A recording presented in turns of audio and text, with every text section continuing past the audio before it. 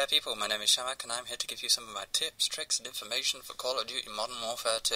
Now you may be wondering, why am I doing Modern Warfare 2 when I could be doing Black Ops, because that's been out for a few months now. Honestly, it's because I'm bored of Black Ops. I'm with a clan at the moment, I constantly play Modern Warfare 2, and questions constantly arise on forums that I frequent, so I thought, hey, let's do some guides.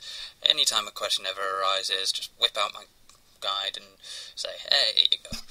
Right, so, might as well get straight into it. And first of all, I'd like to thank Mamba for helping me out. Thanks, Mamba. Let's get on to it.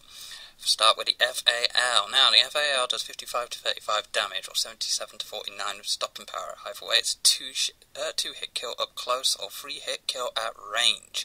Here is a bit of proof. My FAL is stopping power. At range, shoot him in the leg, 3 shots, and dead. So, next I will switch to the FAL with a holographic sight.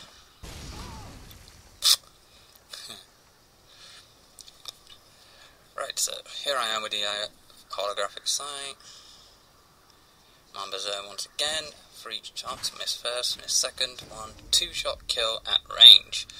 The reason for this is because the FAL with the holographic sight changes the damage to 55 to 40, or 77 to 56 with stopping power. So it's 2-shot kill, 2 to 3 without it, 2-shot kill at any range with it. Although this is also one thing I randomly discovered while playing. At this range it's still a 2-shot kill. So it kind of makes you question what's the point. Anyway, M16! Right, so, once again it's another holographic sight problem. So here's the M16 with the red dot sight. And now with the holographic sight, me being an absolute moron forgetting to reload.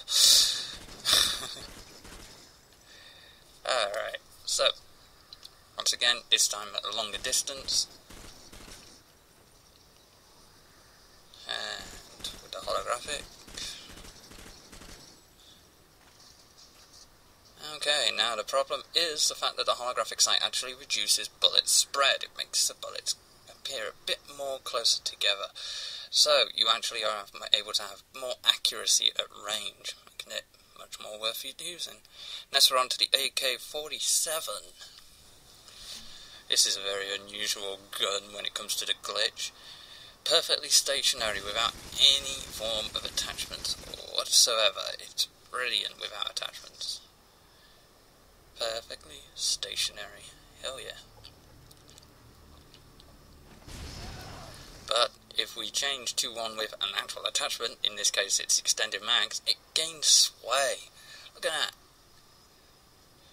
Such a nuisance when it comes to attachments. Come on, fix this gun. I love it when it's... I love using this gun. But oh well. So, yeah.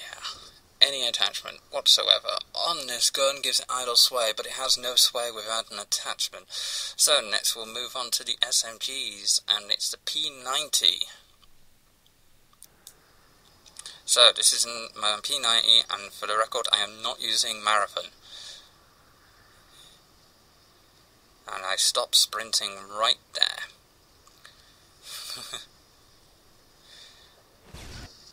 So, now I'm using P90 with extended mags, again, not using Marathon.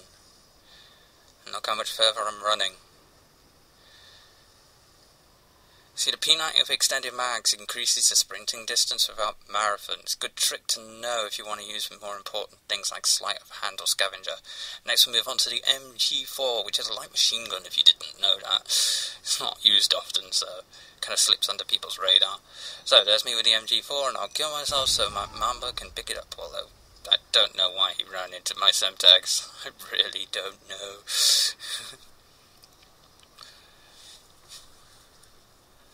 Alright, so Mamba's got my MG4 in his hands. Notice no dot on the radar.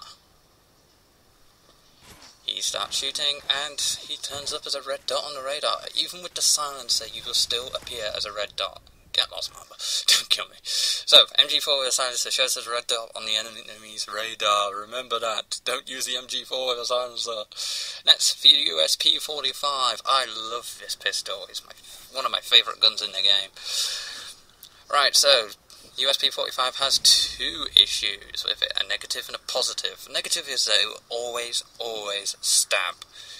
You will never ever slash when you've got the AKimbo USP-45s. But one of its positives is the fact that it's actually the fastest knifing animation in the game. It knifes faster than the tack knife, which, for the record, always stabs too, so, you know. Anyway, so, yeah, I like using it. It's kind of cheap, but I don't care, and honestly, it's just fun to use. Next, we'll move on to the M9 and its mountain of problems. Keep trying to convince people not to use this gun. So, there's my bullet as a random example of where I will be aiming. So,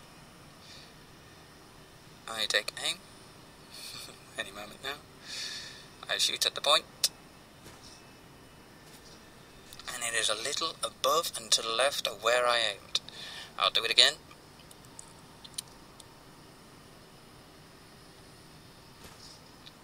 Again, it's a little above and to the left of where I aimed. And one final time, just for an example. A little above and to the left of where I aimed. So, the problem is that it's actually off-center. So if you have it without attachments, with a silencer, with FMJ, or with extended mags, it's off-center, it shoots a little to the left and above of where you actually aim. It's a lot more apparent in actual multiplayer when you're shooting against a target. Next, we're going to have the AKimbo M9s. See, the problem with the AKimbo M9s is the fact that it jumps side to side a little more than normal running animation. I'm constantly switching between the M9 and the USP, so here's the USP AKimbo, and the M9 AKimbo, M9 AKimbo, USP AKimbo. So, it's more jumpy from side to side than normal. Some people barely notice this, but it does bother some people. Next we have the M9 with the silencer.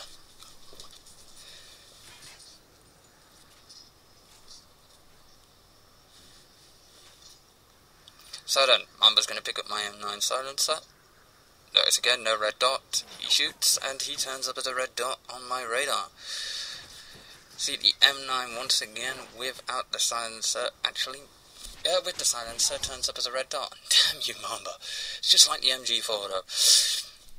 So, yeah, simple enough. Finally, this is one of a random problem that it's not really a glitch, it's just a nuisance. So this is me aiming down the sight with the M9 with the M9 tack knife. It's jumpy from side to side a little. The USP-45, however, is a bit more sway. It doesn't jump from side to side, it just sways. We'll bring out the Magnum with tack knife, and it is perfectly stationary, after I've managed to aim into that dot. Perfectly stationary except for when it jumps a tiny bit every 15 seconds or so. And the Deagle also sways from side to side. Meaning, out of all four of them, from best to worst, Magnum is the best because it doesn't sway at all. The USP and the Desert Eagle sway a little bit, while the M9 jumps from side to side. The M9 just can't catch a break, can it? Anyway, thanks for watching. I hope this clears some things up. This is Shamack signing off. See ya, peeps.